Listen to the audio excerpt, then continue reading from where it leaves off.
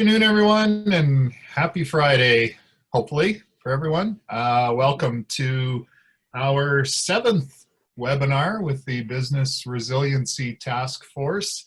And we are thrilled to have as guests today from Fletcher Mudrick. We have Kari Speaker-Smith and Stephanie Carlisle. We'll get to them in a minute. For those that aren't familiar with the Business Resiliency Task Force, it's a combination of the Chamber of Commerce and the City of Grand Prairie and the County of Grand Prairie. We've been working together since, middle of March, something like that, trying to support businesses as we try and navigate the COVID-19 challenges that everyone's been facing. We've been working with the hashtag #LoveLocalGP campaign on Facebook. People have been great about sharing their stories about all the wonderful businesses that they support in town. We have the Business Advisory Voucher Program, which has had 30 applications, and we've been able to work with Community Futures, Grand Prairie region, and find some support for businesses that way. We've mentioned we've had 6 previous webinars with various information to try and share with the community. We are recording these webinars and then we post links and share them so that if people aren't able to spend an hour, their lunch hour with us on the Friday, that they can catch up with us later on. Lots going on in the next week or two. The Business Ambassador Program involving reopening of businesses begins next week. More details are going to be coming out with that. Our Business Resiliency Task Force is now working with GPREP and making sure that businesses have what they need and are aware of what they need as they begin to reopen. We are going to do, that'll be the topic for our webinar next Friday, the Business Ambassador Program. Monday night, details will be coming out shortly, but we're going to do a telephone town hall from 6 until 7:30 p.m. featuring all the different levels of government. Chris Workington, our MP, will be on the line along with our MLAs, Travis Taves and Tracy Allard. And we hope to include all the mayors of local communities, Bill Gibbon, Leanne Beaupre, Larry Gibson, chair of the chamber, he's not a mayor, sorry. Kate Potter from Sexsmith, Chris Turnmeyer from Wembley, Gary Rycroft from Beaver Lodge, and Brian Peterson from Hythe. We hope to have them all involved on the call for people to be able to ask questions and share concerns and hopefully find some answers. So that'll be Monday night at 6, and again, more details will be coming out here shortly.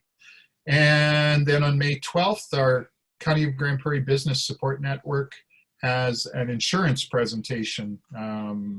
And that will be some great information there as we go on about get through this whole COVID-19 thing that we've been all dealing with. So without any more ado, and without me having to keep babbling here, I want to introduce Kari and Stephanie from Fletcher Mudrick.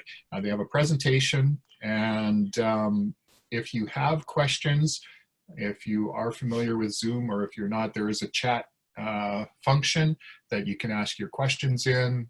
There's the chat button at the bottom of the screen, and then it'll show up on the right-hand side. We'll monitor those and share those questions with Kari and Stephanie after their presentation are done. And if it's a little more involved, your question, we can get Hetty to unmute your line and you can ask it directly. So with that, please welcome Kari and Stephanie. Hi, thanks for joining today. I know when you see a topic like this, you think, oh man, there's going to be just a lot of information. Am I ready for that? And we can talk a little bit about that. So we're just going to simplify, and we've got a bit of a process to do that. as Tom said, I'm Kari, and Stephanie, I've been with the firm for over 25 years and part of this community for 30, and Stephanie's born and raised here. And so it is really important to us to try and see what we can do. Our tax season has been extended for a month, but it also has given us the opportunity to talk with a lot of businesses on what their struggles have been and what things are working and are not working, and hopefully provide some kind of joint voice back to the government to say, this is where the cracks are happening and these are the people that aren't getting what they need. So we know that you're getting inundated with lots of information, and with that, and it's lunch hour and it's Friday. So one of the things, a couple of weeks ago, I had a session with the Family Enterprise Exchange, and a fellow Dr. Jim Grubman spoke about helping our clients. And I think it's something to keep in mind when we're doing any of these Zoom calls and we're working with any of our groups or businesses or committees or whatever it might be that we're trying to help in the community. He clearly indicated that when there's uncertainty and there's lots of stress, losses are hated 2.5 times more than the gains are liked. And the whole neuroscience of having to deal with those losses creates all this white noise in your head. And when there's white noise, the last thing you need is somebody throwing you a ton of information all at once, because you're not going to hear the majority of it or get the value out of it, because you've got all these other things going on in your head. How's my business going to possibly reopen in the next few weeks? How am I going to keep my employees going? You've got all those things going, and now we're going to present you with a bunch of additional information. So with that in mind, Stephanie and I, we have a PowerPoint presentation, but simply it's something that either through Tom and Hetty will get offered to you through the chamber. We're going to flip through some of the things just so you know what's there. But I think the important things to highlight is there's some links there that you can just click on and take you to where you need to go to get the information. And so like we said, our goal is only really to talk for about 20 minutes on all of this different stuff, and then really have a discussion with those of you that have joined today. What is happening for you? What might you see not working? Where do you want some additional information? Maybe we've highlighted some things you didn't know about. How can you stay on top of what new things might be offered? So that's kind of our goal today, is link you up with the most up-to-date and easy accessible information, clarify for you where your business might fit in the programs, or if you're not a business but maybe a not-for-profit organization, you have an Indigenous background, you're a student, there's lots of other programs that are available to someone who's maybe not a typical business. And then also to share what we've been hearing for weeks now, where people have really been struggling, and maybe also some gains they've made by saying, oh, okay, this didn't work, but I found out about this. All of us have found we've got some great clients who've been coming back to us and say, hey, did you know about this? And so Stephanie's been the key person in our office to gather all of this information. And that's why I think it's so great she's here with me today, because if there's something new, we can add it to our data bank that's provided to everybody, or alternatively, maybe there's something we can tell you about that you didn't realize was even available. So we just want to be helpful today. We don't want to put you to sleep. We don't want you to run away. So we'll try and keep this as simple as possible. So staff, if you don't mind starting our PowerPoint.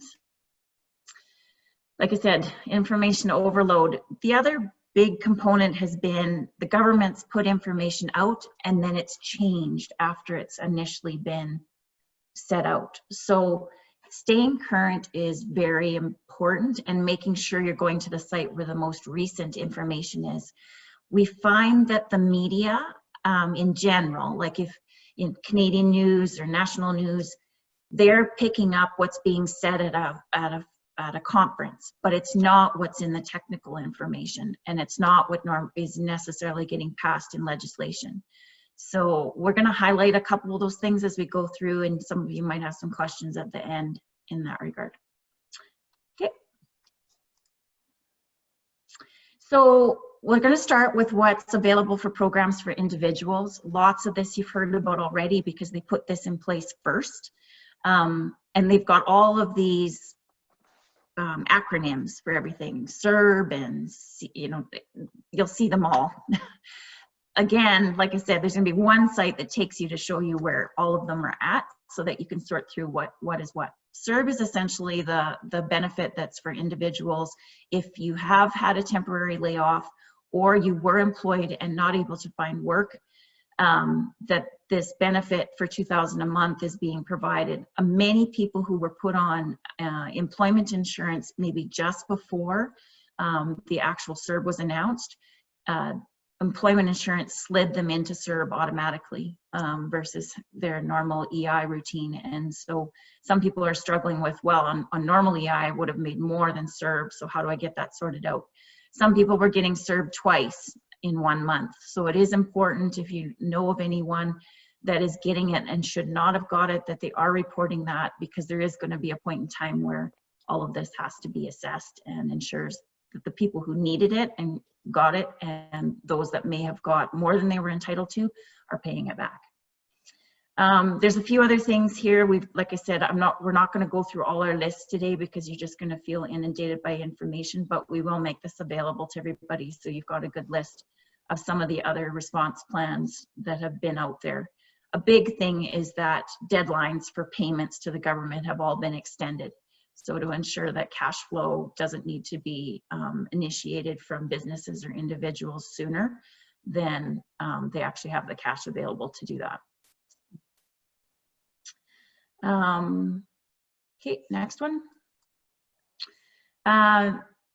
So there's a summary for support for businesses. Stephanie's going to go through and highlight a number of the things. The rent assistant program is the one that we're just waiting for that one to get online to be finalized, because it hasn't gone online yet. But there are a number of things like the CEBA, which is the business account, the $40,000 loan available to businesses. There's some other co-lending programs that have come out.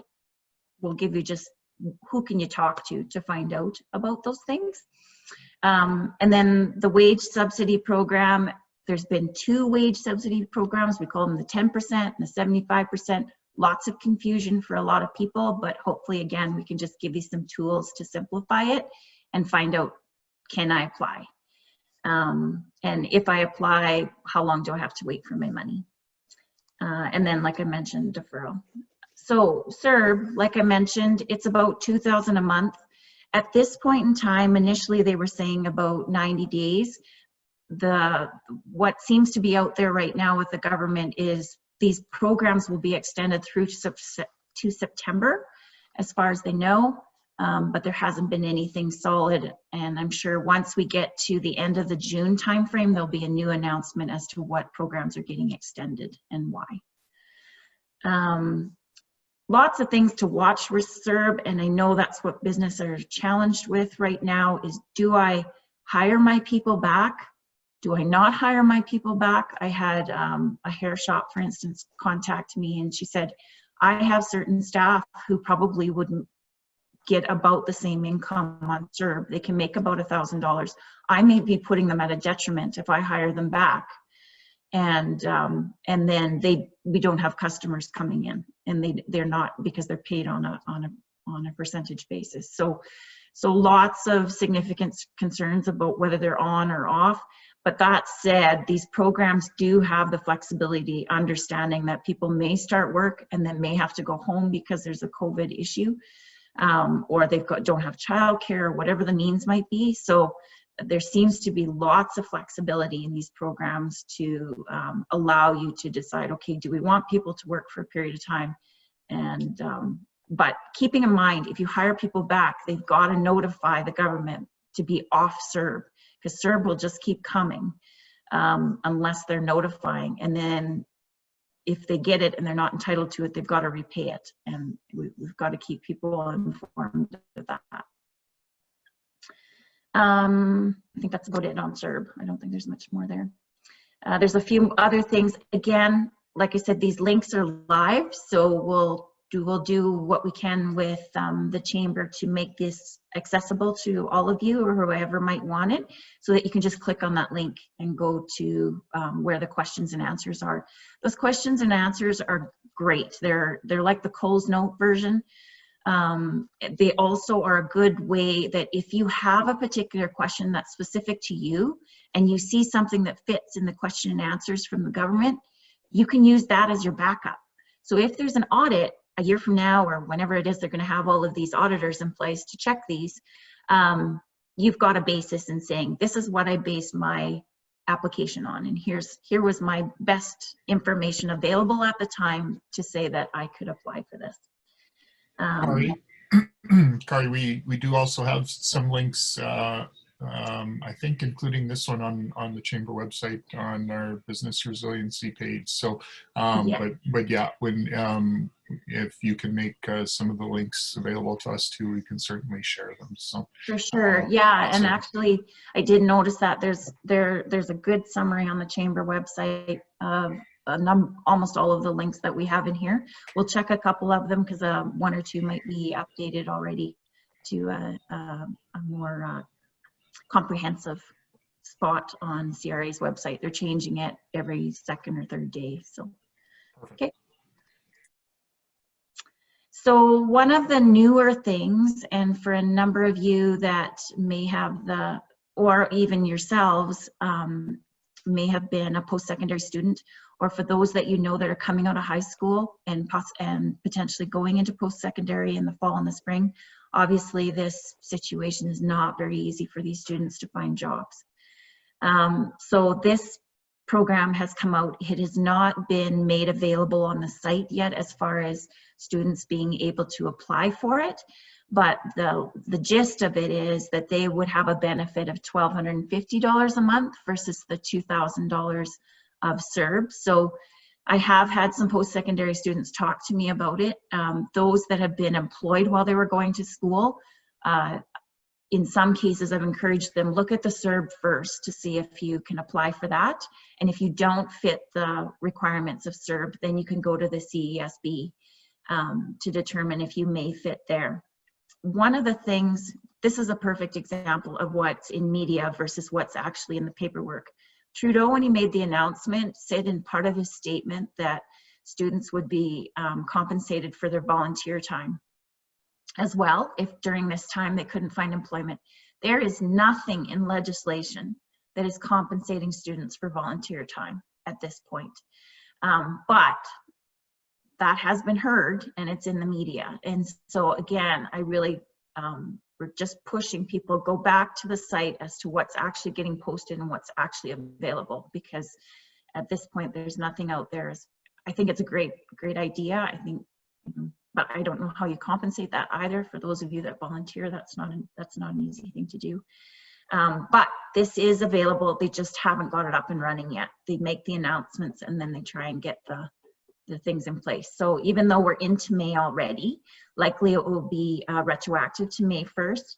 But if I said a situation similar to, okay, the student had a co-op placement or a job placement for the summer and it's now been delayed, I think that student may fit into the CERB because they did have an actual job, approved job to be started, and so they're on technically temporary layoff.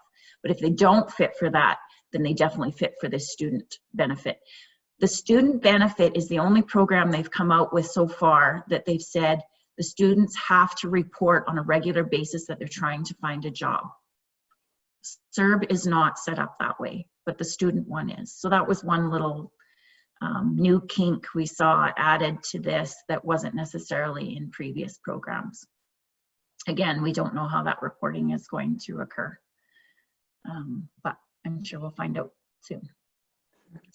All right, Stephanie, it's up to you on business programs. All right, so unlike the individual stuff that you've seen so far, there is a lot of information in regards to small businesses dealing with the current pandemic. There's new information coming out all the time, which is what we want to achieve here by kind of cutting out the white noise, making it as simple as possible, because it is not simple at all. There's new information all the time. So we'll try to make it as easy as possible. Please feel free to ask questions through the chat and we'll try to address them. And if we can't address them now, we'll address them. We'll get an answer for you. And hopefully this helps.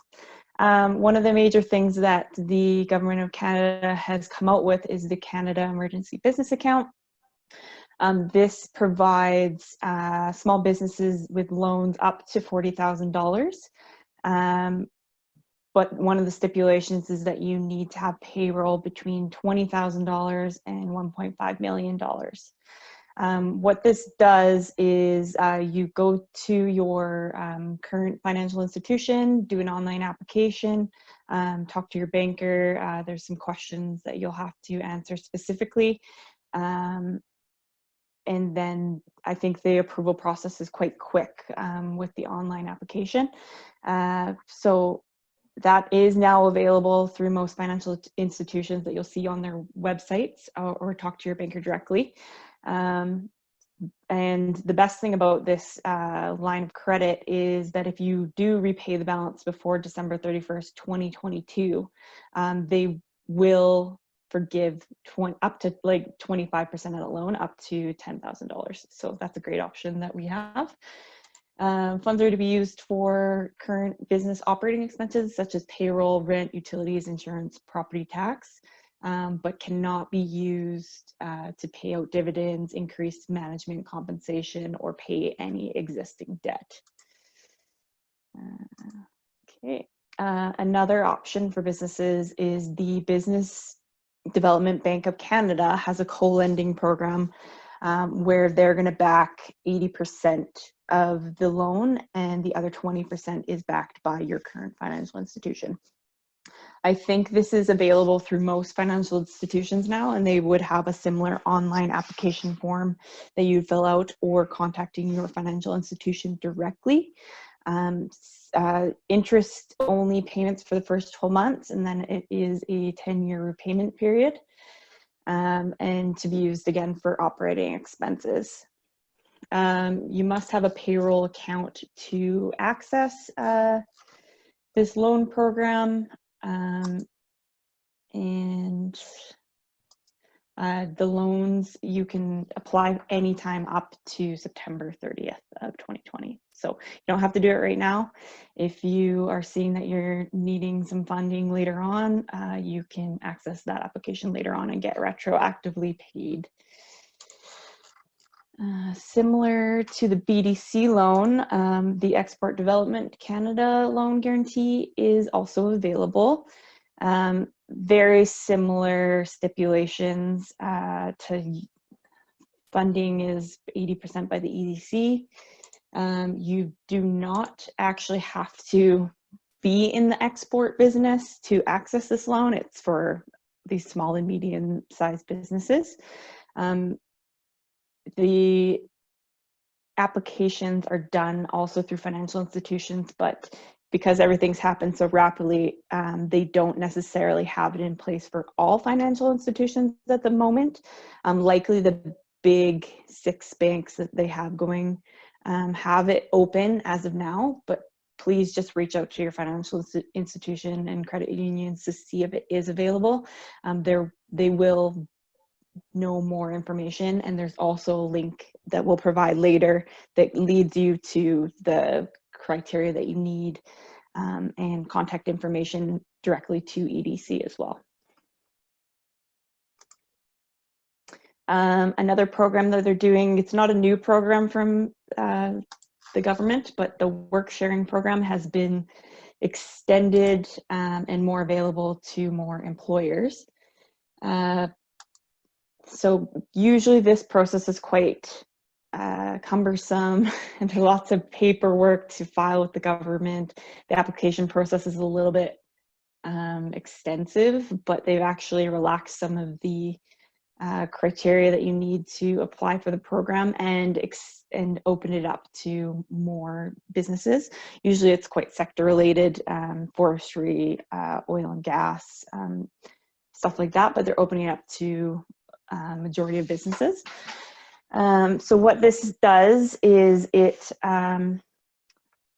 allows you to keep your employees on the job working less hours, and then the other side of their wage is subsidized by EI.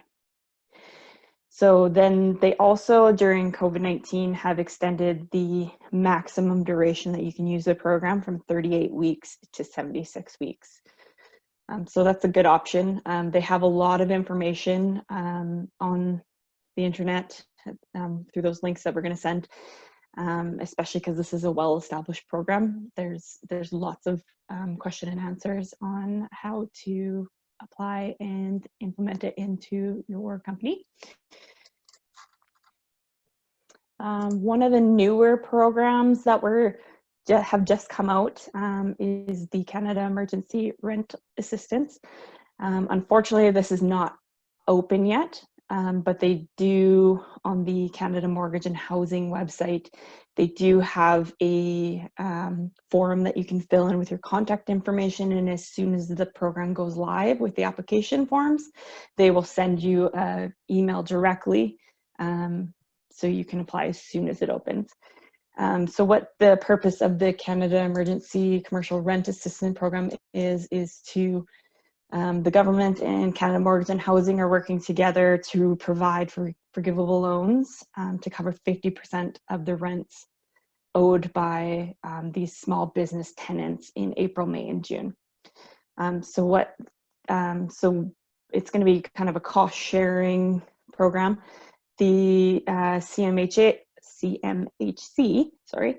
will cover 50%. The property owner themselves will be required to cover at least 25% of the gross rental payment, and then the small business tenant themselves will be responsible for no more than 25% of the gross rental payment. So then that kind of just takes a little bit of the burden off of these tenants. Lots of business owners pay rent, so that's a huge expense in a lot of these businesses. So we want to alleviate some of those burdens. So the program allows a reduction in rent for tenants who pay no more than $50,000 in monthly gross rent payments and generate no more than $20 million in gross annual revenues and have temporarily ceased operations or have experienced at least 70% decline in their pre-COVID-19 revenues. And then on the other side, for eligible property owners, you need to own the property that generates rental revenue. You need to have a mortgage loan on that property. They do have a couple options if you don't have a mortgage on the property anymore. But I believe you have to contact CMHC directly to see what support you can get. You have to enter into a specific agreement with your tenants to reduce their rent for April, May, and June. And then also have a stipulation in that agreement that you will not evict them in April, May, or June. Yeah. Stephanie, and for this, the property owner is the one making the application for the rent subsidy, correct? Correct, yes. So those of you that may be tenants and are having to pressure the property owner, whatever information you can be giving those property owners to work with them, there's certainly an incentive. And, I think the big side of it is ensuring that tenants remain. Even though the property owner is going to have a reduction at the end of the day, it's better than not having their tenant at all, and you're working together. So yeah, it's definitely going to be a struggle for those of you that are tenants in the building if you've got a property owner that's not responding. But the flip side is right now property owners need their tenants. So I think if you can work together and even providing information, if you've got someone that's a property owner that's not being responsive, I'm sure there will be other aspects on how you may be able to have their property subsidies considered if the property owner is not stepping up to do that. But for now, it seems like there's an incentive for both sides to do so. So again, anything you can give them sooner than later gets them in the queue for getting the information as soon as possible so that the payout can come. So the payout generally would go to the property owner, and then the property owner is to send it on to the tenant That said, again, this is one more thing that's likely going to need some type of audit in the future by CRA to say, or by whatever, whoever's providing the assistance, did the property owner actually pay it on to the tenant? And if they did not, then they have to pay it back, and there's likely some type of penalty. So there should be good reason for the money to flow through. For sure. Now I'm going to get into some of the wage subsidies that the government has released. These are kind of the big ones, the largest spending in the government budget for COVID-19. The first one, like Kari mentioned, the first one that we kind of saw was that temporary 10% wage subsidy. This one came out kind of first just to address that there was a need. There was probably going to be a cash shortfall on a lot of businesses. So this allowed employers to reduce the amount of payroll deductions to CRA at the start of that March period. It allows 10% of that March 18th to June 19th period to be reduced in payroll deductions up to $1,375 for each eligible employee. One of the stipulations was that the eligible employers would have had to have had a payroll account as of March 18th and must have paid some sort of salaries or other remuneration to eligible employees. So then probably about a month after that, it finally got legislated that we have a Canada Emergency Wage Subsidy. This is the 75% wage subsidy that you've probably heard about. This is available to non-publicly funded companies, charities, and not-for-profits. So it's pretty open. It's pretty much available to every company except like colleges, universities, hospitals, government bodies, so on and so forth. It was legislated that the program can run till September 30th if we need. Like Kari had said, we'll probably hear something in June on whether they're extending these programs, but it is in law that it can run until September 30th and be available for employers. This subsidy program is based, first off, on a gross revenue test. To be eligible, you must have had at least a 15% decline in your gross revenues for March and 30% decline in your gross revenues for April and May.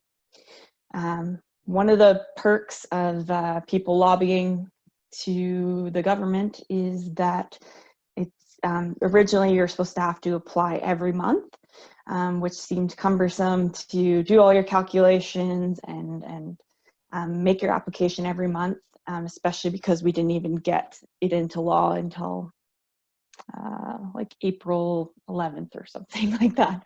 So one of the changes that they made was that once you're found eligible for one period, you automatically apply for the next claiming period. So if you pass the 15% decline for March, you automatically are eligible for April, even if you didn't have a 30% decline in revenues.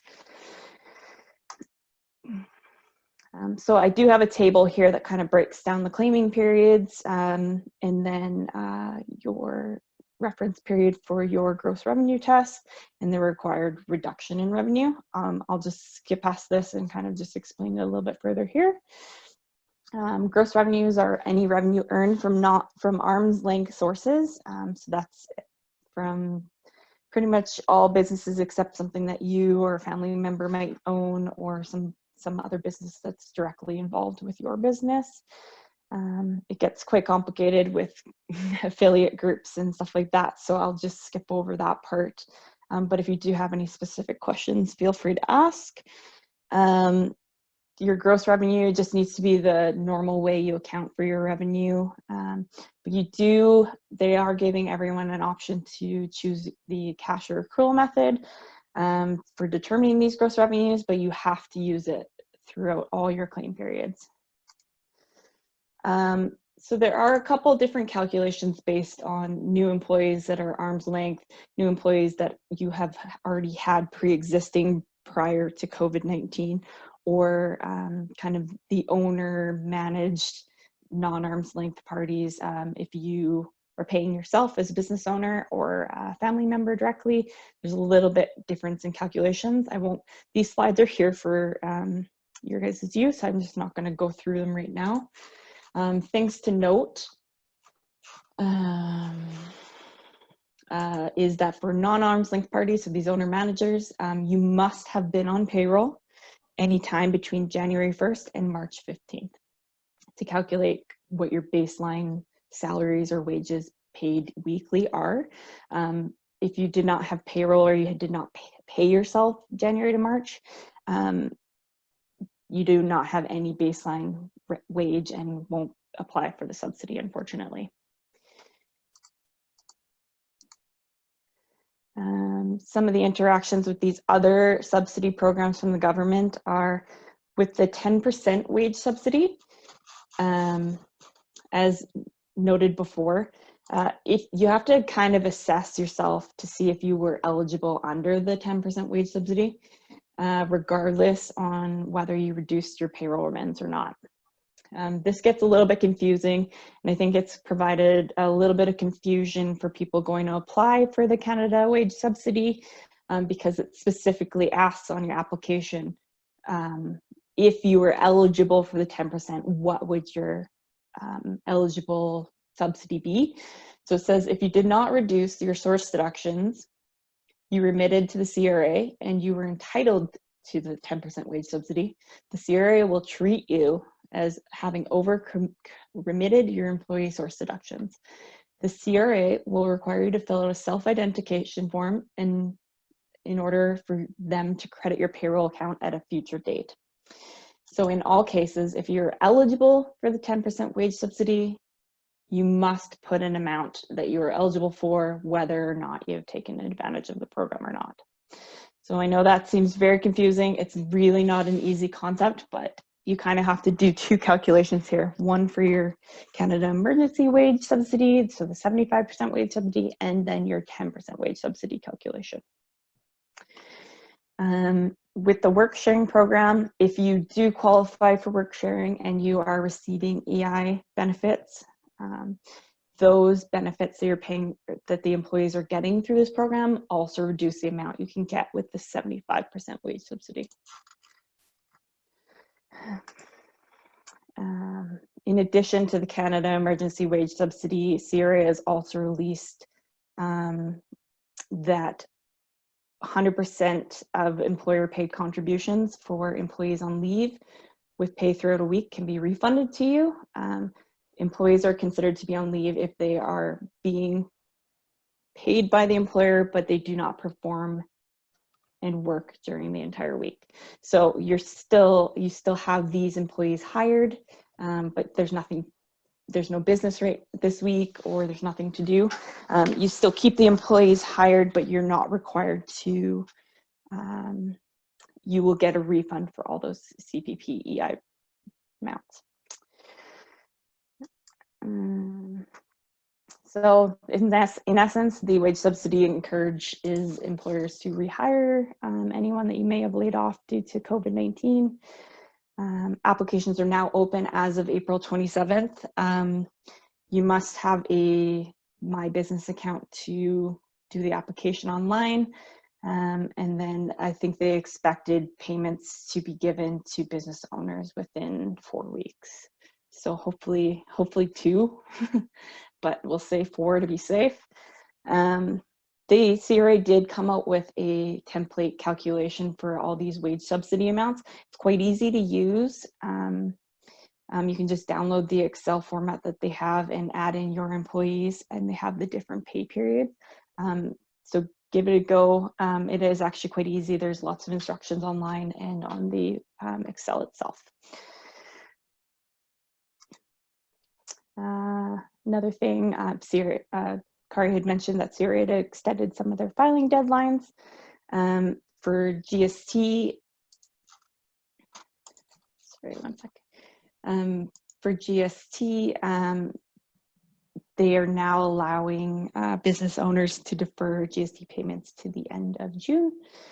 This would be for any GST filings on or after March 27th, 2020.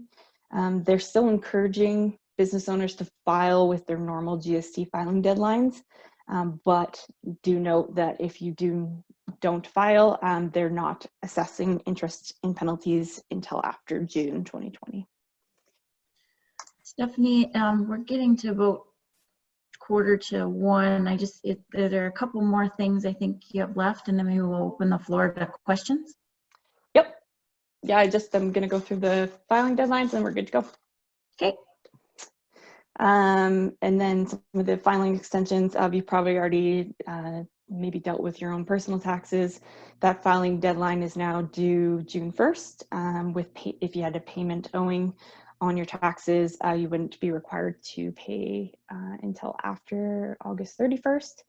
Any corporate income tax filings due March 18th to September 2020, payment will be due after August 31st. GST we talked about, and then trusts and partnerships are pretty specific, so I'll just skip over that, but it's available there if you need it. And then we're at questions. So that's the site. Stephanie and I were referring to that link that sits under the name Word Questions.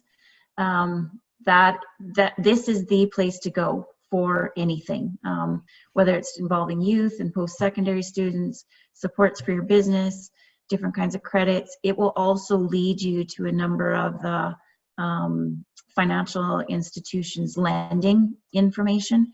But then again, it'll also tell you need to contact your financial institutions. Whoever you're specifically working with as a bank already, I strongly encourage you to stick with that bank, because new banks are really not encouraging clients who've had a history with another bank to come to them. And part of that is they're trying to ensure that people maybe are not going to multiple banks as well. They've already got your history. So whatever you can do to work with the financial institution that you already have is pretty critical in getting the money quicker to your business. So, thanks, Stephanie. Okay, thank you both. If there are questions, again, just type them into the chat window and we can forward them to the ladies here. Just curious if there are common questions, or the most common questions that you've had at the office, as far as people saying, okay, what am I doing here? Are there certain ones that really stand out? The simple one is if you're an individual, get a My Account with Revenue Canada. If you're a business, get a My Business account with Revenue Canada online. It's the way to get your funds quicker. You can set up direct deposit, and as well, you'll get mail from CRA, albeit not email. If you get an email from CRA, it's likely spam, unless it's saying you have something in your folder. That's all they will email you, but it does keep you in tune with whatever is happening. So a My Account and a My Business account, I would say that's primarily what we've been doing with all of our clients the last 3 weeks. When you do My Account, you need a copy of your 2018 or 2019 if you filed your personal tax return already. You need that handy, because it's trying to identify you're the person you actually say you are. So it's going to ask you for some information on some line numbers. On doing a My Business account, if you've got a copy of a T4 package that you've done for your business for 19, it may ask you questions on that. It also, in both cases, asks you for a social insurance number before you start. It's critical because it's looking to see, are you someone, if you're the individual, you're the individual, but if you're the business, are you actually the owner of the business? And for some of you that might be self-employed, you still need a My Business account. You likely have a GST number. That's your business account. So even though you don't have necessarily payroll or corporate tax, you may still have information that way. So those are the big things. We're just getting people onto that. And at least if you have that, there's so many other things that are offered to you by having that. You also don't have to sit on their 1-800 phone line forever. I think it's 3 to 4 hours. I got an auditor the other day in an hour, and I wish I was in my office, because I would have shared it with 20 other people, because that was just a fluke. They're also working from home, or remotely, so they may not always have the information. That said, I think they're communicating better at CRA than they ever have because they aren't in the same office. So they have to write a notation if they've talked to you. So one of the things Stephanie and I got some information on yesterday, if you phone CRA, there are lots of 1-800 numbers offered for different types of things. Ask the agent for their ID number. If they've given you some information and it might be incorrect, if you've got on paper who the agent is you talked to and what they told you, you likely have a filing position. You at least would have the ability to get rid of any penalties or interest if you're assessed later on. So that's been the new thing that came out yesterday amongst a number of tax specialists that work with Finance Canada. They said, no, because some of these agents are giving differing information, and I had a client yesterday say, I talked to 2 different agents, got 2 different, completely different information. Take the agent number, get their name, and you can ask for that again, if they, because they whiz it off sometimes right when you pick up the phone. Ask for it again, and they won't necessarily give you a phone number to call them back. But if you have their agent ID and you wrote down what they've told you, you have a filing position. So keep your information. Yeah. Document, document, document. Yeah. And it's same with calculating all this stuff for subsidies. As long as you've done your best to come up with reasonable information, it's likely okay. Because I've had people call and say, well, I pay this guy on Thursday, but the cutoff was Monday. Do I have to figure out exactly what he got paid till Monday? And so we've talked that through, and that was one of the different answers. One auditor said, just take an average. And another auditor said, no, it has to be exactly per day. And my response was, the guy who said exactly per day has probably never done the calculation himself. Average is fine as long as it's reasonable. I mean, if somebody hasn't worked for a week and they've only worked 1 week and not 2, then you've got to be looking at that 1 week in isolation. But yeah. We do have a question in the queue. Extending work sharing program. Am I understanding this correctly that EI will top up what wages of employees with reduced hours? Did they have to be on this program already?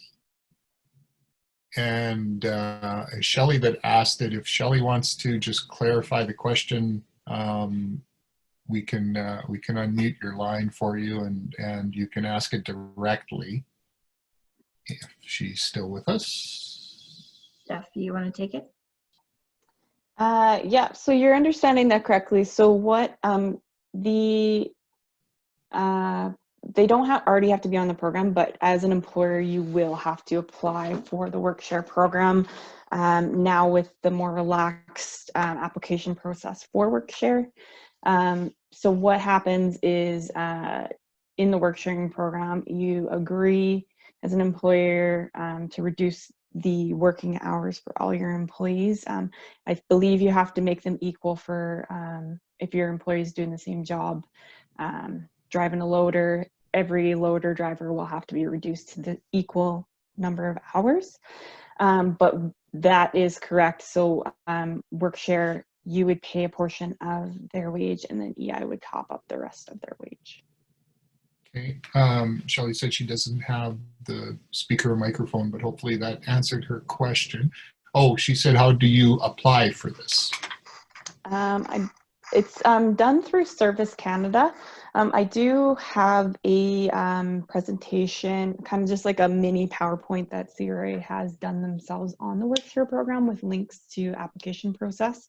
The link to the application process will also be on that main link that we showed you at the end of the presentation with all the programming and update to information done for individuals and business owners.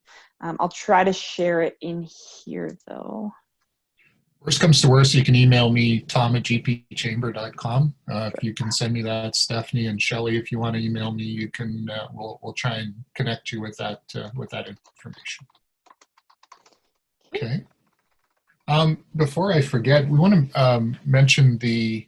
Oh, one more question. Hang on. The wage subsidies have to be reported as income. How do I report the 10% subsidy that I am not remitting to the government as income?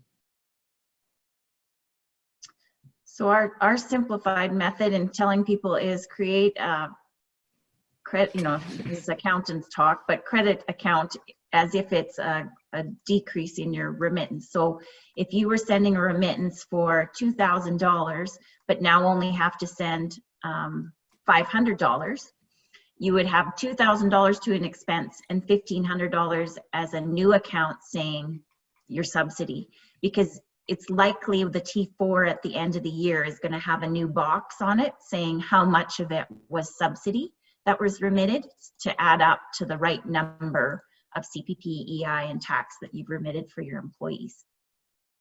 So if you just treat it as a reduction of what you're sending your check in for, and show it as a revenue, maybe in your payroll expenses somewhere in your income statement, then that number will be readily available when you do T4s at the end of the year.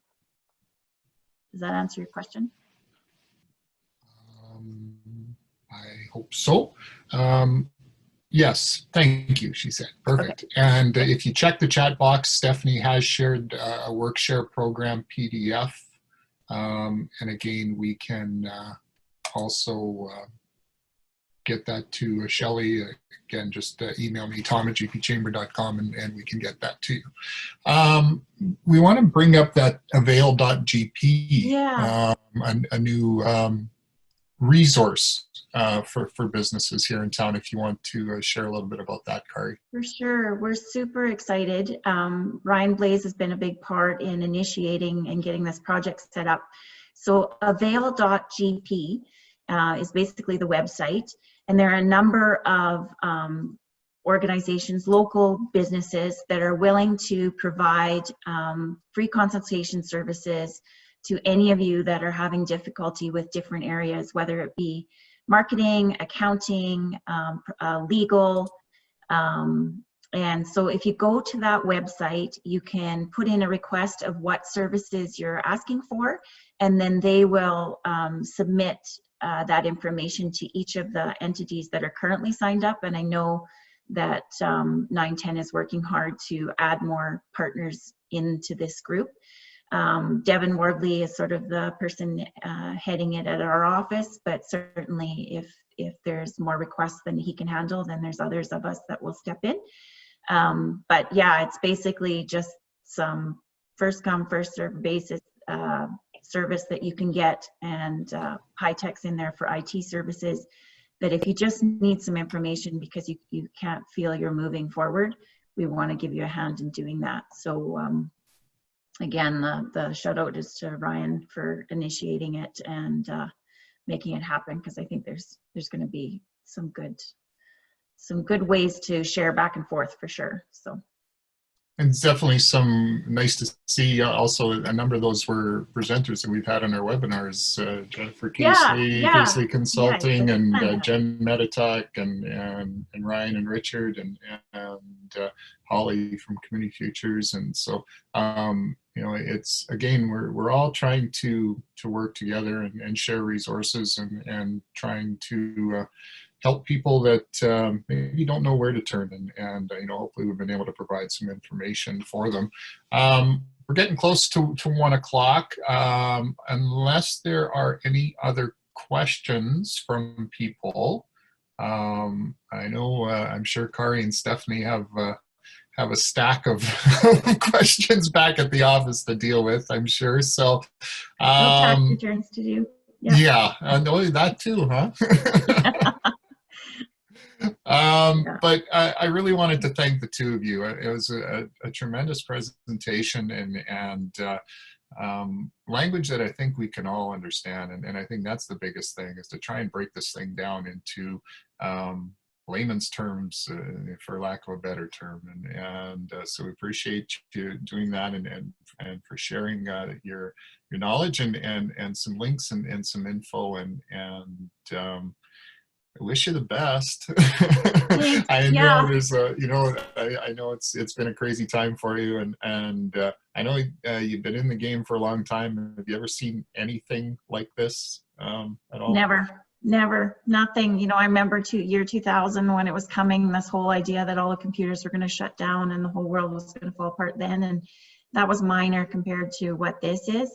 I can only say that it is amazing how community members help each other out. And, you know, both Stephanie and I, any of you are more than welcome to just email us, and if we can chat about things and help you through something, or even you can probably provide us some insight for somebody else, that would be awesome.